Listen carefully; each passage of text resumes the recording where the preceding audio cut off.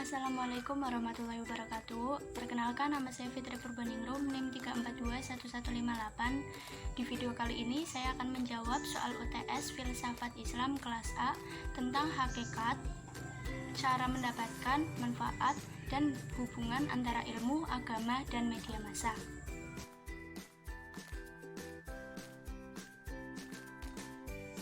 Yang pertama adalah hakikat ilmu.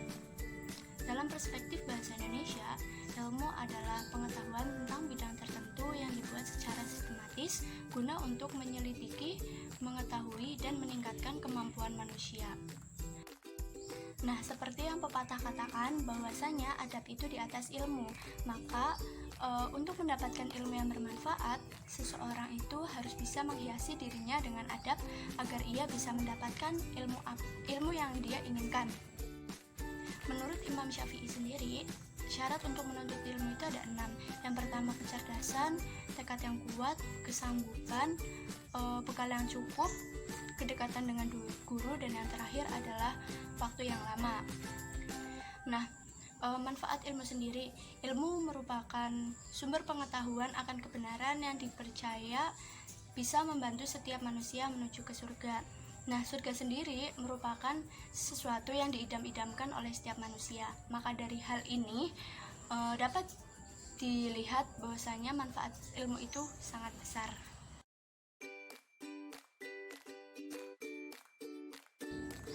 Nah, yang kedua adalah hakikat agama. Hakikat agama adalah keyakinan seseorang akan adanya Tuhan yang menguasai bumi dan seisinya untuk dipatuhi oleh setiap hambanya. Nah, Tuhan sendiri menyampaikan wahyu melalui Al-Quran dan hadis lewat perantara Nabi.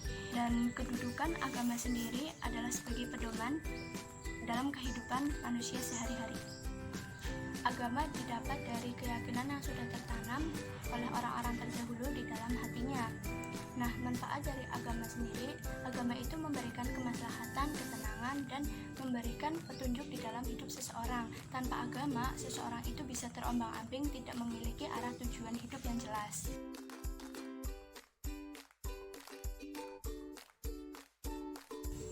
Nah, yang ketiga adalah hakikat media massa. Hakikat media massa adalah media untuk saling silang antar massa. Nah, media massa sendiri memiliki 4 fungsi. Yang pertama, fungsi informasi, yang kedua fungsi pendidikan, yang ketiga fungsi hiburan, dan yang terakhir adalah fungsi mempengaruhi. Nah, kelebihan dari media massa sendiri daripada media komunikasi yang lain, dia bisa menangani atau mengatasi hambatan antara ruang dan waktu. Media massa sendiri dibagi menjadi 2. Yang pertama adalah media cetak dan yang kedua adalah media elektronik. Media cetak sendiri contohnya seperti majalah, buku, koran. Nah, media cetak ini bisa didapatkan dari penjualan buku, penjualan koran, seperti itu. Nah, media yang kedua adalah media elektronik. Media elektronik sering sekali ditemukan.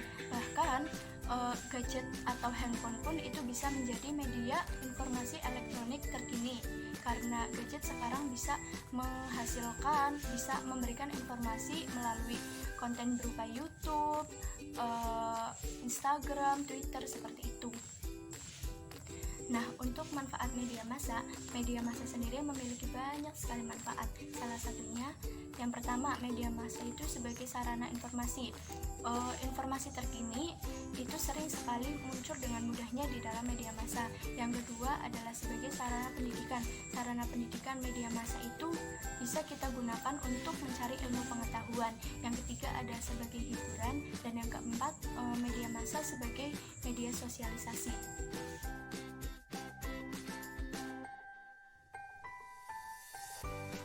Nah, yang terakhir adalah hubungan antara ilmu, agama, dan media massa. Nah, untuk ilmu dan untuk agama sendiri itu merupakan 2 hal yang tidak dapat dipisahkan. Tanpa ilmu kita tidak tahu apa-apa, dan tanpa agama kita tidak tahu cara mengenal Tuhan.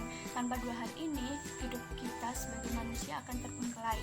Nah, ilmu sendiri dapat membantu kita cara mengenal agama, dan ilmu sendiri dapat membantu kita untuk mengetahui bagaimana cara beribadah.